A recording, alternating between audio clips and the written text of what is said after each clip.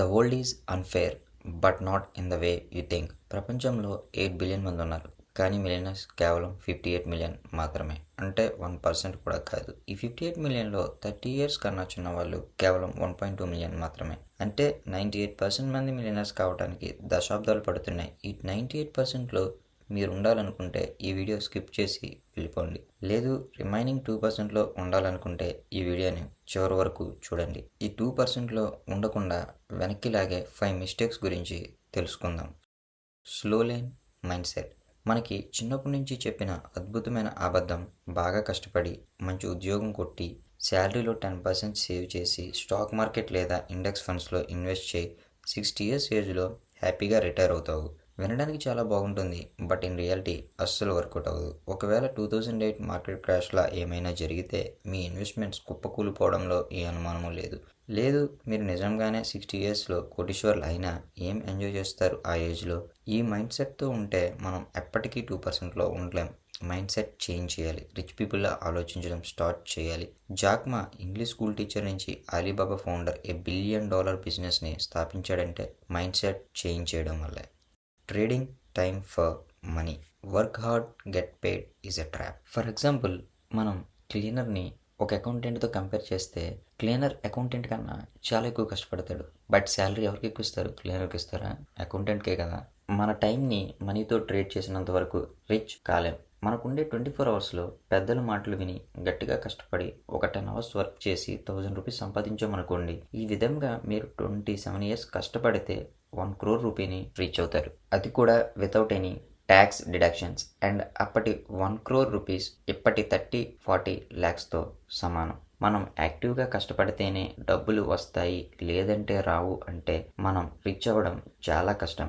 మనం యాక్టివ్గా కష్టపడకుండా డబ్బులు వచ్చే సిస్టమ్స్ని బిల్డ్ చేయాలి. ఫర్ ఎగ్జాంపుల్, మనం ఈ మధ్య ఎక్కడ చూసినా పూరిపాప్ అనేది బాగా ఫేమస్ అయింది. పూరిపాప్ యొక్క ఫౌండర్ తన కష్టపడకుండా ఫ్రాంచైజ్ మోడల్ ద్వారా ప్రతి సేల్కి కమిషన్ పొందాడు.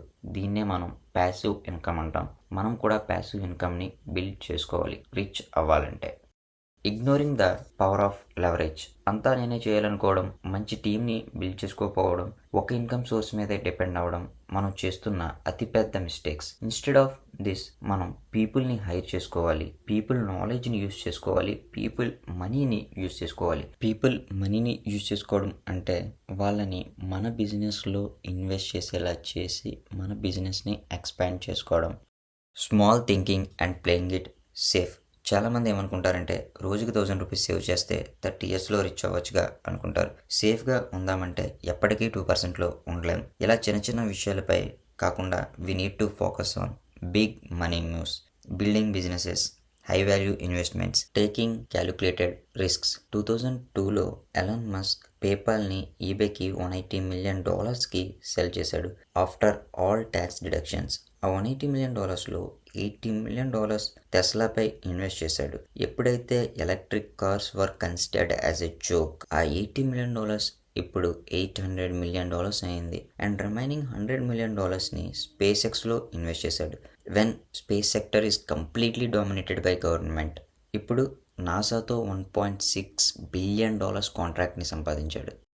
Chasing luck instead of process. చాలామంది ఏమనుకుంటారంటే కోటీశ్వర్లు అవ్వాలంటే లక్ ఉండాలి, లేదా లాటరీ విన్ అవ్వాలి, తాతల దగ్గర నుంచి ఆస్తులు ఏమైనా ఉండాలని. కానీ అది నిజం కాదు. నిజం ఏంటంటే మిలియనర్స్ ఇప్పుడు లక్పై ఆధారపడరు. వాళ్ళు సిస్టమ్స్ని క్రియేట్ చేసుకుంటారు. ఆ సిస్టమ్స్ వాళ్ళు వర్క్ చేసినా చేయకపోయినా క్యాష్ ఫ్లోని జనరేట్ చేస్తాయి. For example, Ray Kroc McDonald's founder. 40,000+ లొకేషన్స్లో మెక్డానల్డ్స్ ఉంది. దీన్ని మీరు లక్ అంటారా? The harder you work the luckier you get.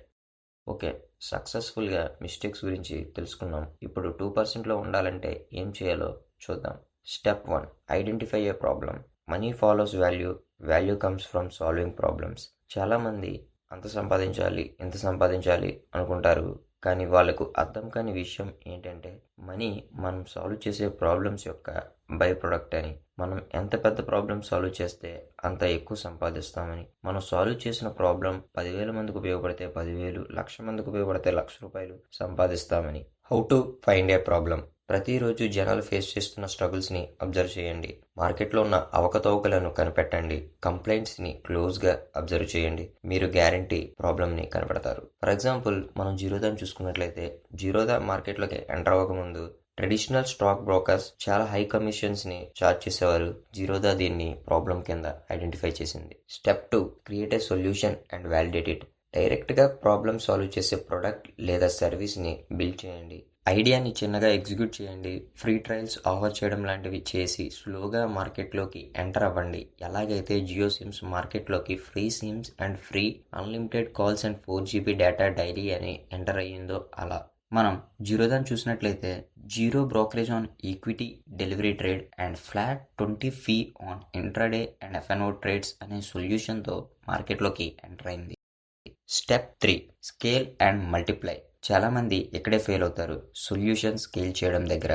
మీరు రిచ్ అవ్వాలనుకుంటే మీ ఈగోస్ పక్కన పెట్టి మీ సొల్యూషన్ ఎంతమందికి పాసిబుల్ అయితే అంతమందికి రీచ్ అయ్యేలా చూసుకోండి. స్కేల్ చేయడం ఎలా? టెక్నాలజీ చాలా డెవలప్ అయింది. టెక్నాలజీని యూజ్ చేయండి. Facebook, YouTube, Instagram pages build చేయండి. యాడ్ క్యాంపెయిన్స్ రన్ చేయండి. న్యూ మార్కెట్స్ అండ్ వెంచర్స్లోకి ఎంటర్ అవ్వండి. ఫ్రాంచైజీస్ ఇవ్వండి. జీరోదాని చూసుకున్నట్లయితే, ఈ టెక్నాలజీని యూజ్ చేసుకునే జీరోదా ఇండియాలో 1.3 బిలియన్ యూజర్స్ని సంపాదించింది అండ్ ఇండియాస్ లార్జెస్ట్ బ్రోకరేజ్ కింద ఎదిగింది. ఈ 3 స్టెప్స్ ఫాలో అయితే మీరు కూడా బెటర్ రిజల్ట్స్ చూస్తారు. For more such videos, subscribe and like the video. Peace out.